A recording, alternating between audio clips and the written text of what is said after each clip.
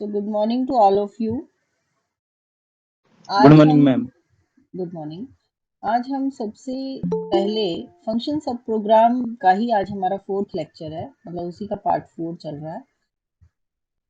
आज हम एक प्रोग्राम बनाएंगे आसान सा रिवर्सिंग ऑफ डिजिट्स, क्योंकि मुझे लगता है अभी और प्रैक्टिस चाहिए फंक्शन सब प्रोग्राम की। फिर हम जीसीडी का, आज बस यही एम है हमारा, दो ही प्रोग्राम हमारा एम है। ठीक है, तो हम पहले रिवर्सिंग ऑफ डिजिट्स बनाएंगे, आपको फिर से याद आ जाएगा फंक्शन सब प्रोग्राम के रूल्स क्या हैं, ताकि जीसीडी आराम से बन सके। तो हम सबसे पहले उसको समझ लेते हैं कि रिवर्सिंग ऑफ डिजिट्स में करते क्या थे। Reversing of digits of A given number.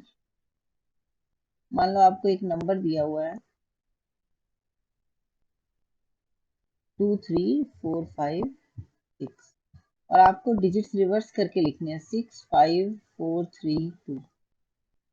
तो हम क्या करते थे, पहले नंबर का नाम मान लो एन रख लिया,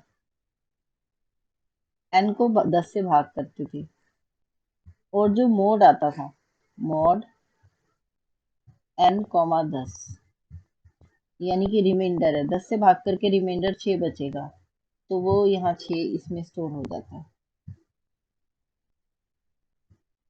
ठीक है, हमने n को 10 से भाग किया और जो रिमाइंडर आया वो 6, वो किस में स्टोर कर रहे हैं हम, डी में, डिजिट बना लेते हैं डी। क्लियर, डिजिट आ गई, पहली डिजिट, मतलब यहाँ जो पहला नंबर आना है हमारा आंसर में वो आ चुका। अब हम क्या करेंगे, अब हम रिवर्स डिजिट लिखने शुरू करेंगे कि रिवर्स डिजिट में, मतलब अब हम नंबर को बना रहे हैं, तो अब मुझे 6 × 10 = 0। शुरू में मैं आरडी को 0 कह दूंगी, शुरू में ही आरडी को 0 कह देंगे कि अब क्या हो रहा है, 10 से गुना करेंगे, जो डी आएगा ना, डी को 10 से गुना कर रही हूँ मैं। ठीक है, और जमा क्या कर रही हूँ, आरडी। शुरू में आरडी है 0, ये 6 आ चुका है, तो 6 × 10 = 0, 60 हो गया। अब क्या होगा अगले स्टेप में, और तीसरा स्टेप, 3 स्टेप इन्वॉल्व है, पहला डी निकलेगा, फिर आर डी, और फिर जो आपका नंबर है वो जो एन था, अब उसको क्या कह दोगे कि वो n/10 हो गया है, वो n/10, और ये सब इंटीजर डिक्लेयर होंगे। शुरू में ही हम इनको इंटीजर डिक्लेयर करेंगे। तो n/10 होने का मतलब होता है कि वो 10 से भाग को होने के बाद जो इंटीजर बचा वो बचा 2 3 4 5। तो पहले n में था 2 3 4 5 6, लेकिन अब n के डब्बे में आ चुका है 2 3 4 5, 2345। फिर जब ये रिपीट होएगा काम, तो 2345 का 10 से भाग करके रिमाइंडर कितना आएगा, 5 आएगा। अगले स्टेप में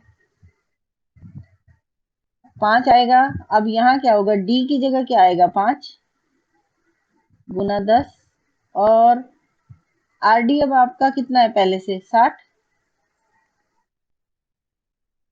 ठीक है, तो ये तो गलत हो गया,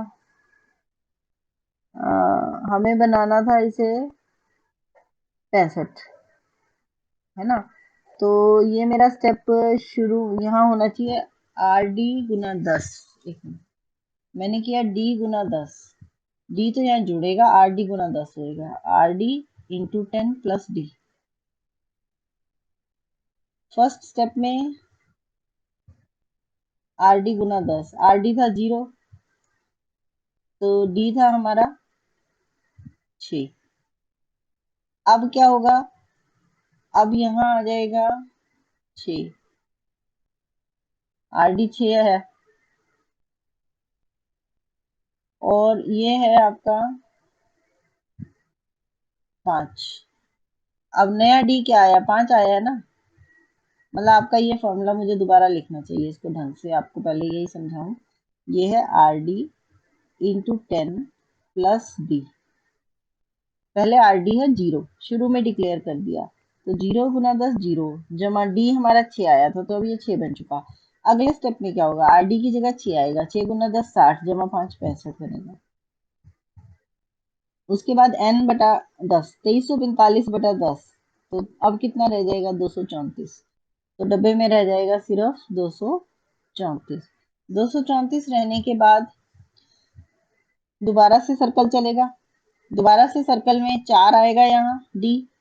4 के बाद यहाँ क्या आएगा, इधर बनेगा, पहले ये 65 है तो 65 गुना 10 जमा 4। ठीक है, तो ये बन गया इस बार 654 हो गया।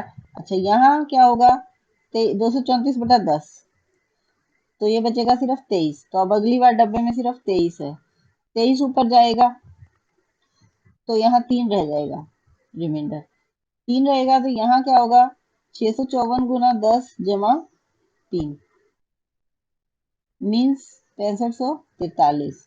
और यहाँ 23/10, 23/10 के बाद सिर्फ क्या रह जाएगा, दो। दो डब्बे में है अब, एन के बॉक्स में, मेमोरी बॉक्स में 2 स्टोर्ड है, तो 2 वहां जाएगा ऊपर वापस, 2 यहाँ आएगा। जब हम डी, ये 2 है बॉक्स में, तो जब मैं मॉड लूंगी 2 और 10 का, तो रिमाइंडर 0 आएगा, आएगा। अब मुझे कितना चाहिए, यहाँ 2 चाहिए ना, तो मेरे बॉक्स में है 2, तो रिमाइंडर 2 आएगा, 0 नहीं आएगा, रिमाइंडर 2 आएगा। तो 6543 गुना 10 जमा 2 हो गया पूरा। 6 5 4 3 2 नंबर बन गया। अब 2/10 तो 0 होता है, तो एन के बॉक्स में 0 आ गया, एन का मेमोरी बॉक्स खत्म। और हम लास्ट में कंडीशन लगा देंगे, if N is equal to 0 exit. जैसे ही एन 0 हो जाए एग्जिट कर जाओ। तो ये लूप तभी तक चलाओ जब तक एन 0 ना हो जाए, तब तक उसे 10 से भाग करते रहो और चलाते रहो। आपको अब इस पे प्रोग्राम बनाना है, और वो भी फंक्शन सब प्रोग्राम का यूज करके। तो पहले मैं यही सिखाऊंगी आपको, हमने क्या किया, प्रोग्राम।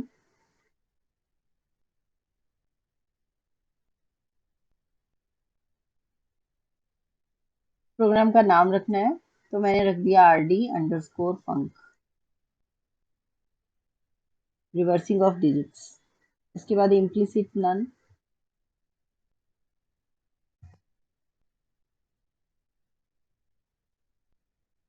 उसके बाद नेक्स्ट होता है हमारे पास, इम्प्लिसिट नन के बाद आएगा, आपको स्क्रीन दिख रही है? जी मैम, दिखाई दे रही है। ठीक है, integer, integer,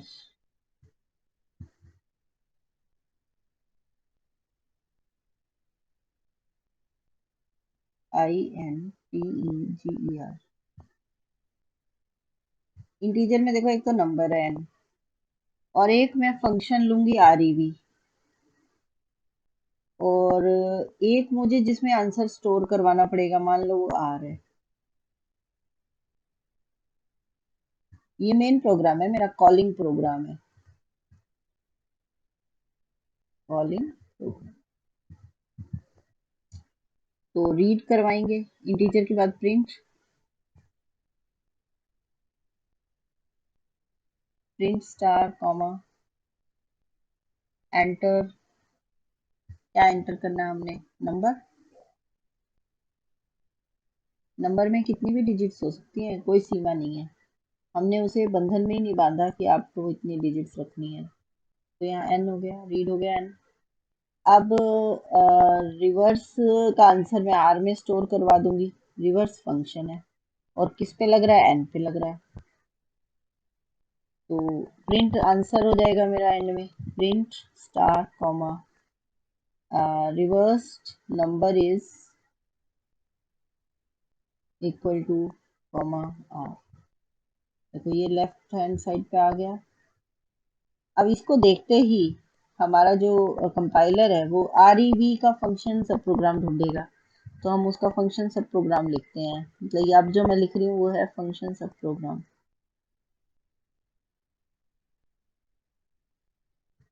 function sub programme में हम सबसे पहले लिखेंगे इंटीजर,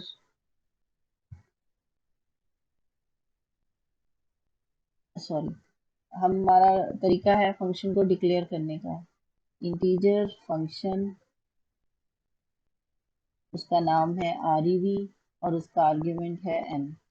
अब कोई बच्चा कहता है मैडम n ही ऊपर है n ही नीचे है, तो हम इसको n की जगह नम भी रख सकते हैं, नया नाम कुछ भी रख सकते हैं।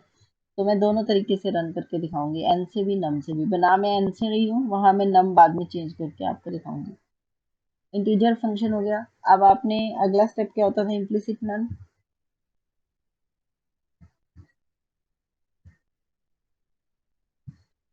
अब आपको रिवर्स निकालना है, ठीक है। तो सबसे पहले तो हम क्या करेंगे, सबसे पहले मैंने आपको सिखाया था कि डी ले लो, मॉड n कॉमा 10, नंबर को 10 से भाग करके रिमाइंडर डाल दिया। आर डी को 0 कहना है। आप पहले डिक्लेयर करो इंटीजर, n को तो डिक्लेयर करना पड़ता है फंक्शन के अंदर कि n कैसा है, तो n इंटीजर है। चाहे आपने ऊपर भी कर रखा है n, लेकिन यहाँ भी करना पड़ेगा हर हाल में n भी। और अब मैं आर डी भी बता रही हूँ कि आर डी मेरा 0 ले रहे हैं शुरू में हम, और मैंने क्या डी लिया था एक डिजिट के लिए, है ना। ये तीन चीजें ली थी, आर डी, डी और एन। तो डी हो गया डिजिट। अब मैं आर डी का फॉर्मूला दे रही हूँ कि are D star 10 plus D, और उसके बाद मैं कह रही हूँ एन में डाल दो n बटा 10। यही तीन स्टेटमेंट थी। और फिर हम कह रहे हैं कि अगर n 0 हो जाए तो एग्जिट हो जाओ,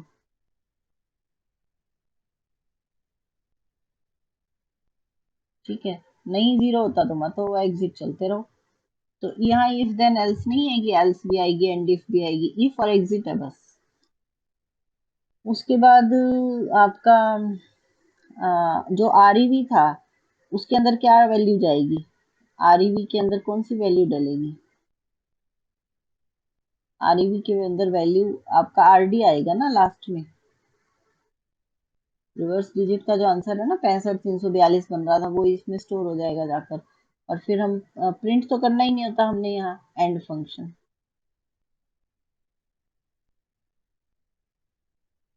ठीक है। अब इसको रन करते हैं। तो इसको रन करने के लिए मैं एक नई फाइल खोलती हूँ, फाइल न्यू फाइल। तो इसका नाम रख देते हैं, बाद में रख देंगे इसका नाम, प्रोग्राम। अब मैंने आर डी अंडरस्कोर फंक कहा था, है ना, इम्प्लिसिट नन। उसके बाद हमने इंटीजर, इंटीजर में मैंने कहा है एक तो n, एक मैंने कहा है आरईवी जो फंक्शन है, और एक मैंने कहा है r जिसके अंदर वैल्यू स्टोर हो जाएगी, आंसर स्टोर होगा हमारा रिवर्स। अब print star comma enter number. Number में मैंने ये नहीं कहा कि 5 डिजिट नंबर है, 4 डिजिट है या 2 डिजिट है या 10 डिजिट है, कितने भी हो सकते हैं। तो ये एक बहुत बड़ी अचीवमेंट है कि हम कितने डिजिट के लिए फ्री प्रोग्राम बना रहे हैं, जनरल एन। उसके बाद रीड होने के बाद हम कहेंगे जो हमारा आंसर आएगा R is equal to R E V of N, बस। कॉलिंग प्रोग्राम चल रहा है ये मेरा, मैं चाहूँ तो ऊपर कमेंट डाल देती हूँ कि ये है कॉलिंग प्रोग्राम। इसमें सिर्फ कॉल करना है और आंसर रिटर्न करवाना है, ठीक है ना। अब इसके बाद print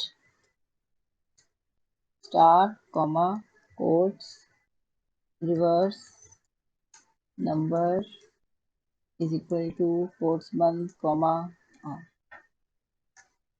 and program, end program और आर डी फंक अंडरस्कोर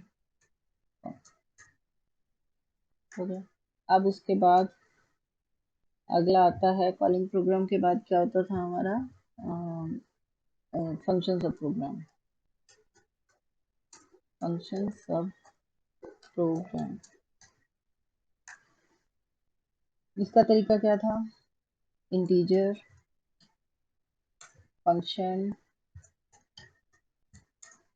फिर नाम उसका आरईवी, और ब्रैकेट n।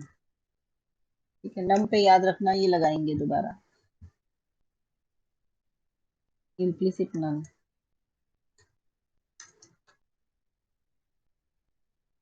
उसके बाद इंटीजर में डिक्लेयर करना पड़ेगा हमें, एक तो n, एक आर डी, एक डी, आर डी था, डी था, और एन है, एन बाई 10 हो जाएगा, आर डी हो जाएगा, डी हो जाएगा, और आर डी को शुरू में जीरो कहना है हमने, तो यही कह देते हैं इक्वल टू जीरो। और हमारा जो आंसर होगा वो किस में जाएगा, रिवर्स में चला जाएगा, आर डी, और वो बनाया। अब इसके बाद n is equal to n slash sorry d is equal to mod n comma 10 हो गया। फिर R D is equal to R D star 10 plus D, और n is equal to n slash 10, और if n is equal to 0 exit,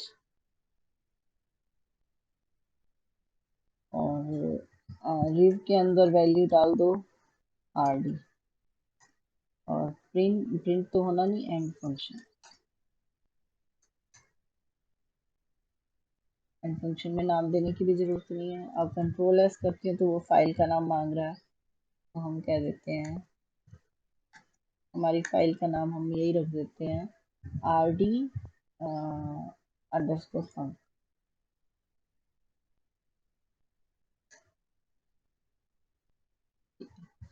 अब इसको build, compile,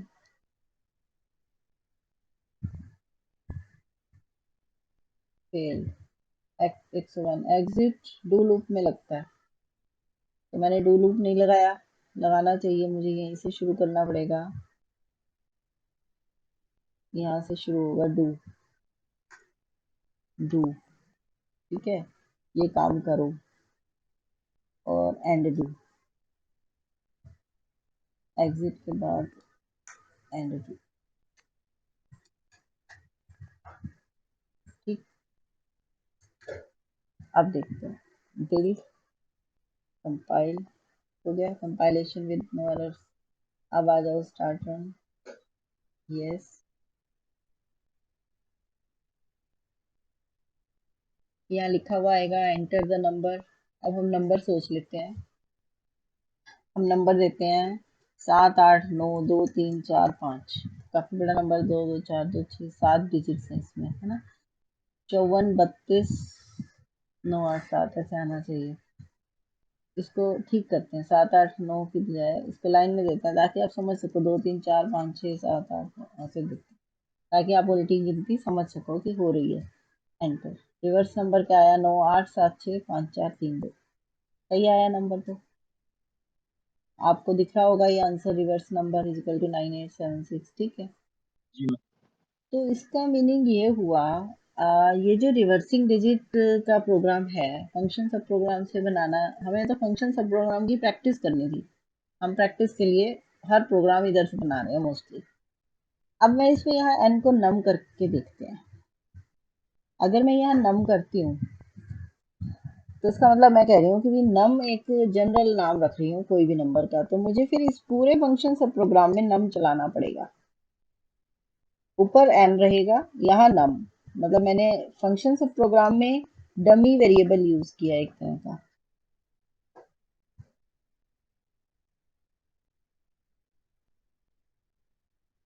ठीक है, control S. अब इसको करते हैं कंपाइल, हो गया कंपाइल। अब रन, मतलब इसको कोई फर्क नहीं पड़ा कि यहाँ अंदर, क्योंकि इसके लिए तो ये एक स्टैंडर्ड प्रोग्राम है, यहाँ चाहे आप 25 लाख नंबरों का रिवर्स निकलवाते रहो, इसने इसी 6 लाइनों से निकाल देना है।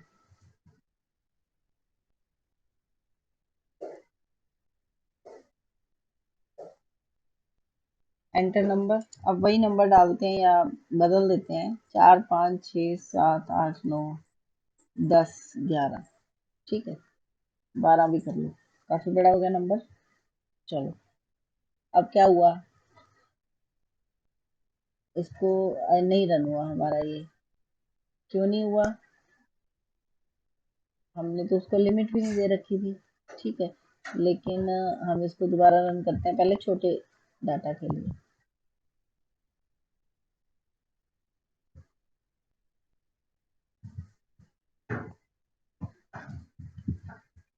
हमने कहा 2 3 4 5 6 7 8 9। ठीक है, चलो आ गया रिवर्स। अब बताओ कहाँ फंसे थे हम। हमने ये कंडीशन लगाई हुई है ना कि नंबर 0 होते एग्जिट कर देना है। ठीक है, और नंबर 0 कब हो रहा है, जब नंबर 10 से भाग हो रहा है, तो जो बच रहा है वो 0 है। इसमें तो कोई दिक्कत नहीं आनी चाहिए। डी आपका 0 बन रहा था, डी 0 बनने से आर डी सेम रह रहा था। आर डी सेम रहने से जब आपके नंबर के बीच में 0 आ रहा है ना, वहां दिक्कत आई है। मैम जब 10 लिखा है जब दिक्कत आएगी, 10 11 12। हाँ, 10 से दिक्कत आई है, 11 12 से नहीं आएगी। हम इसको रन करके देखते हैं। मैम क्योंकि 10 पे तो डिवाइड हो जाएगा, उसके बाद तो चलने का ही नहीं ना, कंप्लीट 0 हो जाएगा नीचे। अच्छा, हाँ ठीक है। num is equal to num by 10। चलो कोई नहीं, एक मिनट मैं एक बार और रन करते हैं इसको किसी और वैल्यू के लिए, है ना, कंपाइल दोबारा करना पड़ेगा। एक बार ये विंडो बंद करें ये वाली।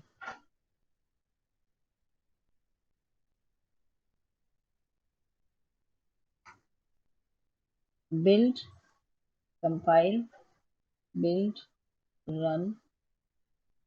इस बार हम इसको रन करते हैं। 2 3 4 5 6 11 और 12, 21 11 65 432। सही है, सिर्फ 0 पे दिक्कत आ रही है। अब 0 वाले करेंगे, जी मैम। 0 वाला करते हैं अब। और फिर हमें पता चलेगा कि हमें इसमें कोई वो देनी चाहिए थी ना, कि जहाँ 0 होगा वो नहीं रन होएगा इसमें। Execute, enter number. अब हम देते हैं 7 8 9 और 10 बस। ठीक है, अब हमारा आना चाहिए 1987। एंटर करो, ये भी ठीक आ गया। 10 अगर एंड में है तो भी सही आ गया, 1987 0 लग गया शुरू में। मैम अब क्योंकि 0 शुरू में 0 दिखाए या नहीं दिखाए वो तो हो ही गया। अच्छा कोई बात नहीं, और अपने अपने ही हाथ में है। अभी हम और रन करेंगे और फिर हम रिजल्ट तक पहुंच के ही इसको आगे चलेंगे नेक्स्ट प्रोग्राम ठीक की है। तरफ। अब हमने नंबर लिया, अब हम लेते हैं 8 9 और 10 और 11। यहाँ दिक्कत आएगी ना। ठीक है, अब हमारा होना चाहिए 11 0 1 9 8। सही आ गया, 11 0 1 9 8। सही आया। अब दिक्कत क्यों आई थी वहां पर, जब मैंने बिल्ड किया और रन किया, वो तब मैंने डाटा दिया था, लंबा था वो डाटा काफी ना। जी एंटर मैम। नंबर 7 8 9 10 11 12। 12। अब इस 2 2 4 2 6, इसमें 13 भी डालो और 14 भी। अब लंबा हो गया। अब देखते हैं तो या जी नहीं हुआ। Overflow detected by input output routine at address this. मतलब वो कहता है कि इससे बेटर तरीके हैं, ये ओवरफ्लो हो गया है। आप यही लूप जो है वो इतनी बार चलाओगे अगर, और इससे बेटर मेथड्स हैं इसी काम को करने के। अच्छा, अगर हम इस चीज को बंद करके, इसका मतलब हो गया हमारी डिजिट्स 2 2 4 6 8 10 12 13, 9 डिजिट्स तक तो हम रन कर रहे थे ना। 9 तक तो हो रहा है। 9 और 10 पे देखना है कि 9 तक तो रन हो रहा है ये।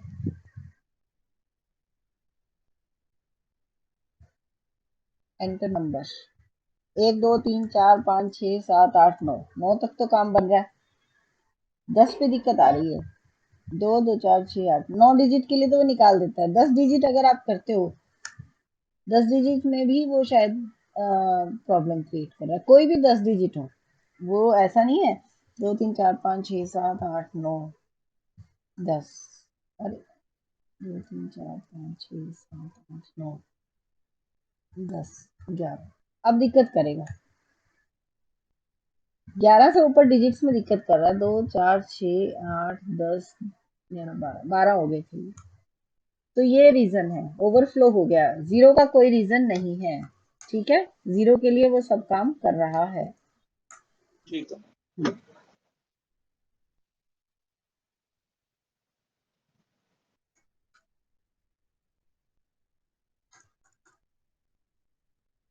इसको बंद भी नहीं हो रही है विंडो हमारी।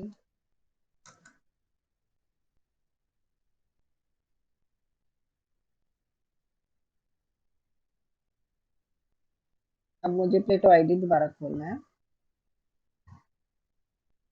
अब हमने अपना अगला प्रोग्राम करना है जीसीडी का। जीसीडी का पहले हम सिर्फ मेथड समझेंगे और ढंग से समझेंगे। मैम हाँ मैम इसमें ये पैलिंड्रोम का भी कर सकते थे। हाँ, कर सकते हो, कुछ भी कर सकते हो। देखो फंक्शन सब प्रोग्राम में कर तो कुछ नहीं रहे हम, जबरदस्ती ऊपर तो दो वेरिएबल अलग ले लेते हैं। हम मतलब फंक्शन सब प्रोग्राम सीख रहे हैं कि हमारी कमांड सिंटेक्स क्या है, हमारा तरीका क्या है। हम यहाँ जबरदस्ती हमने देखो N R R E V, R E V की फंक्शन का नाम है। नहीं तो हमारा यही हो जाता, यही काम जो मैं नीचे कर रही थी वो ऊपर भी हो सकता था। यही तीन मैम वेरिएबल फिर चाहिए थे। फंक्शन पैलिंड्रोम लेना पड़ेगा। फंक्शन का नाम कुछ भी नाम रख लो, पी ए रख लो, पी रख लो, पी ए एल रख लो, P A L I N, जो मर्जी रख लो। चाहे मैं यहाँ नम की जगह वाई रख लूँ, फंक्शन का नाम एन नम वाई एक्स कुछ भी रख लो। पैलिंड्रोम पूरा नहीं ओके रखना पड़ेगा, सिर्फ पी रख लो, आप पी ए एल रख लो, कुछ भी रख लो। फंक्शन नाम के लिए कोई पाबंदी नहीं है, ठीक है। मैं ओके आर ई वी रखती हूँ, अगर मैं इसका नाम सिर्फ आर रख लूँ तो भी चलेगा, मैं ऊपर आर नहीं लूंगी, ऊपर कुछ और ले लूंगी। तो फंक्शन ने कोई ऐसा नहीं कह रखा कि मेरा नाम सिंगल डिजिट नहीं हो सकता, हो सकता है। ये तो हम जानबूझ के ऐसा रखते हैं कि बच्चे को ध्यान रहे। फ्रिक था जैसे कल, एफ की जगह फ्रिक रखा, जानबूझ के रखा। एफ भी रख सकते थे, वो इसलिए रखते हैं कि कंफ्यूज ना हो स्टूडेंट्स को, वेरिएबल और फंक्शन में फर्क समझ आए कि ये वेरिएबल है और ये फंक्शन है। और वेरिएबल भी नहीं यस कुछ कहता, वेरिएबल भी 3 अल्फाबेट ले सकता है। वेरिएबल का पूरा नाम मान लो रिवर्स रख दो, जैसे मैंने नंबर भी रखा था कल कहीं, इंटरेस्ट रखा था पूरा, I N T E R E S T, एक वेरिएबल का नाम, तो वो भी चलता है। ठीक है, वेरिएबल और फंक्शन के रूल्स जो नाम के हैं उनमें कोई पाबंदी नहीं है, कैसे भी ले सकते हो आप। तो अब हमने जीसीडी का करना है। पहले आप आराम से समझो जीसीडी होता क्या है, क्योंकि आपकी फाइल में भी है प्रोग्राम और आपको अच्छे से करना भी है। देखो पहले मैं आपको एक महत्तम निकाल कर दिखाऊंगी, तभी आपको ध्यान आएगा। मान लेते हैं 15 और 20 का ही निकाल रही हूँ। पहले एक पर जाएगा, यहाँ 5 आ गया। ये तो है इस टाइम मेरा डिनोमिनेटर, ये है न्यूमरेटर, और ये है रिमाइंडर 5। फिर हम 15 को यहाँ ले आते हैं वापस, यही होती है हमारी आदत। फिर 5 ये 15, तो रिमाइंडर 0 आ गया। जैसे ही रिमाइंडर 0 आ गया वहीं रुक जाता है काम, कि भी ठीक है जो तुम्हारा अब जब ये 0 आया तब ये तो था डिनोमिन बन गया था ना, और ये बन गया था न्यूम, बना कि नहीं। न्यूमरेटर बटा डिनोमिनेटर का मतलब होता है कि हम ये बटा ये कर रहे हैं। सॉरी पहले हमने 20/15 किया, 5 रिमाइंडर आया, लेकिन हमने कहा कि रिमाइंडर जो है उसको डिन में डाल दो। अब वो नया डिन बन चुका है, डेन डिनोमिनेटर, और जो पुराना डेन था वो न्यूमरेटर में डाल दो। अब वो नया न्यूमरेटर बन चुका है। और फिर जो रिमाइंडर नया आएगा वो है, मतलब हम कहते हैं कि भूल जाओ ये रिमाइंडर था, और भूल जाओ कि ये डिन था, भूल जाओ कि ये न्यूम था। अब नया डिन 5 है, नया नंबर न्यूमरेटर 15 है, और नया रिमाइंडर 0 है। और अगर हमारा कोई नंबर ऐसा होता जिसमें ये काम और आगे बढ़ता, मान लो मैं 30 और मान लेते हैं 25 और 15 का ही ले लो, 10, यहाँ 15 आता, फिर 10 तो 5 आता, फिर ये 10 यहाँ आ जाता, ये होता था। अब देखो पहले तो ये था डिन और ये था नम, ठीक है, ये रिमाइंडर आया था, लेकिन हमने इसको क्या बना दिया, इसको कहा कि तुम तो डिन बन जाओ, और जो पुराना डिन था उसको कहा तुम नम बन जाओ। मतलब नम में तो डाल दिया पुराना डिनोमिनेटर, और रिमाइंडर को डाल दिया डिनोमिनेटर में। फिर जो आया 5, ये एक्चुअली में तो ये रिमाइंडर था, लेकिन हमने कहा भाई तुम रिमाइंडर हो, लेकिन तुम तो डिन के डब्बे में जाके बैठ जाओ। और जो पुराना डिन था 10, उसको कहा कि तुम नम के डब्बे में चलो। और फिर रिमाइंडर 0, जब तक रिमाइंडर 0 ना आ जाए तब तक हम ये काम करते ही रहते हैं। ये होता है हमारा तरीका। यानी कि मैं क्या कर रही थी, मेरे को अगर दो नंबर्स का जीसीडी निकालना है, कोई भी दो नंबर्स एक्स और वाई हैं, तो मैं कह रही हूँ कि पहले तो अगर एक्स छोटा है वाई से, अगर एक्स छोटा है वाई से, तो छोटे वाले को, बड़े वाले को तो कह दो न्यूमरेटर, और छोटे वाले को कह दो डिनोमिनेटर। और नहीं तो, अगर ऐसा नहीं है तो यानी एक्स न्यूमरेटर हो जाएगा और वाई डिनोमिनेटर हो जाएगा। पहले तो यही डिसाइड करना है कि अंदर कौन जाएगा ब्रैकेट के और बाहर कौन। अंदर बड़े वाला आता है, बाहर छोटे वाला। बाहर वाला डेन होता है, अंदर वाला नम होता है, न्यूमरेटर। सबसे पहले तो यही निर्णय होगा कि दो संख्याएं हैं, मान लो 45 और 30 है, या 30 और 40 है, या 30 और 38 है, कुछ भी हो सकती है। ठीक है ना, 30 और 36 है। तो आपको पहले तो यही निर्णय लेना है कि कौन तो न्यूमरेटर है और कौन डिनोमिनेटर है। हम एक ही संख्या पे काम करते हैं, वो ज्यादा अच्छा रहेगा। हम 25 और 15 लेके काम करते हैं। अब इसके बाद जब ये निर्णय हो गया, अब हम कहेंगे कि ठीक है, अब एक्स आपका छोटा था, 15 छोटा था 25 से, इसलिए वाई तो आपका नम है और एक्स डिन है। अब आप कहोगे कि आपका रिमाइंडर क्या है। रिमाइंडर क्या होता है, जब आप भाग करते हो तो जो बचता है वही रिमाइंडर होता है ना, मॉड नम और डिन। ठीक है, अब आप कहोगे ये करने के बाद कि भाई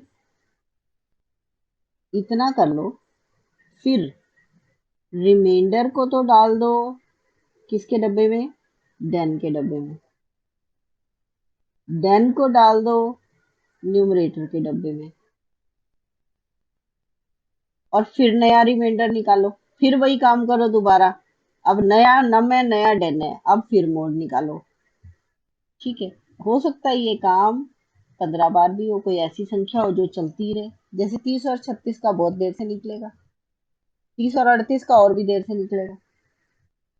तो ये काम चलता रहेगा। तो ऐसा काम जो चलता ही रहे, चलता ही रहे, उसको कहते हैं, उसमें क्या होगा कि हम रिकर्सिव फंक्शन का इस्तेमाल करते हैं। ये मेथड तो ये है, मेथड तो आपको समझ आ गया। रिकर्सिव फंक्शन, जब हम फंक्शन डिक्लेयर करेंगे वहां रिकर्सिव फंक्शन लिखेंगे।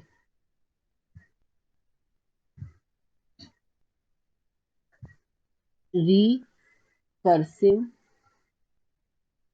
फंक्शन, मैं जैसे वो कहती थी ना रियल फंक्शन, इंटीजर फंक्शन, यहाँ मैं क्या लिखूंगी, रिकर्सिव फंक्शन। ये बार बार रिपीट होगा। और इसका जो नाम है, जैसे मेरा प्रोग्राम किस चीज के लिए, जीसीडी, तो मैंने इस फंक्शन का नाम जीसीडी रख लिया। और किस किस का निकाल लिया, दो नंबर का, एक्स और वाई का आर्ग्यूमेंट हो गए। ठीक है, एक और काम है, मैं यहाँ रिजल्ट भी लिखना पड़ेगा मुझे। रिजल्ट साथ ही इसी लाइन में, एक ही लाइन में आएगा, मैं दोबारा लिखूंगी ये चीज। रिजल्ट मेरा है REM, मैं रिमाइंडर में रिजल्ट डाल रही हूँ। आप देख लो, आप एंड में रिमाइंडर में रिजल्ट डालोगे। रिमाइंडर मतलब मुझे ये लाइन ऐसे लिखनी है, recursive function GCD X comma Y result remainder. अब आप कहोगे मैडम ये तो कुछ नया ही है।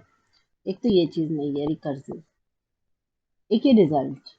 ये रिजल्ट वाला मामला कब लेना पड़ता है, ये लेना पड़ता है जैसे कि इसका बेस्ट एग्जांपल है, आपको फैक्टोरियल से पता चलेगा। मान लो आपको फैक्टोरियल 5 निकलवाना है, फैक्टोरियल 5 के लिए जो भी मेथड सिखाओगे उसको, वो कह देगा 5 गुना फैक्टोरियल 4। अब फैक्टोरियल 4 के लिए फिर जाएगा ऊपर वैसे का वैसे, फिर वो कह देगा फैक्टोरियल 4 है 4 गुना फैक्टोरियल 3, फिर कहोगे 5 गुना 4 गुना 3 गुना फैक्टोरियल 2, ठीक है। फिर कहोगे फैक्टोरियल 2 गुना और फैक्टोरियल 1 होने पर हम रोक देंगे कि अगर एन फैक्टोरियल में एन 1 हो जाता है तो रुक जाओ, एग्जिट। तो ये जो काम है, अब वो हर बार अपना आंसर कहाँ स्टोर करे, ये अपना आंसर कहाँ स्टोर करे? अगर ये अपना आंसर फैक्टोरियल के फंक्शन में स्टोर करेगा तो वो फंक्शन तो अपना रिटर्न करने चल देगा आंसर को। इसको अंदर ही अंदर रिटर्न करवाना है, इसको कॉलिंग प्रोग्राम में नहीं भेजना। रिकर्सिव का मतलब है आंसर इसको अंदर अपने अंदर ही रिटर्न करवाना पड़ रहा है। फैक्टोरियल 4 को अपना आंसर यही अंदर ही रिटर्न करवाना पड़ा। कॉलिंग प्रोग्राम को तो ये फाइनल आंसर देने जाएगा। इससे पहले जितने प्रोग्राम बनाए वहां पर क्या होता था, वहां पर हमारा प्रोग्राम अंदर अंदर करके मतलब ये यहाँ पर क्या है कि उसको अपना आंसर यहाँ डलवाना पड़ रहा है खुद अपने ही प्रोग्राम में। रिकर्सिव फंक्शन, फंक्शन को फंक्शन एक और फंक्शन में आंसर डलवाना पड़ रहा है, ठीक है। तो ये डल डल के जो फाइनल आंसर है वो जाएगा कॉलिंग प्रोग्राम के पास। तो ये रिकर्सिव है और इसमें रिजल्ट अलग लेना पड़ता है। आज हम इतना ही करेंगे, कल करेंगे इससे आगे, कल इसका प्रोग्राम भी बनाएंगे और मैं आपको रिकर्सिव फंक्शन के लिए फैक्टोरियल का भी बताऊंगी प्रोग्राम, ठीक है। पहले इसी, क्योंकि आपकी फाइल में है ये प्रोग्राम, आपको 10वें या 11वें नंबर पे दो तीन प्रोग्राम ही रह रहे हैं आपकी फाइल के, तो इसको ध्यान से करेंगे और फैक्टोरियल भी सिखाऊंगी। फैक्टोरियल से आपको रिकर्सिव फंक्शन जल्दी समझ आएगा। So thank you students for today.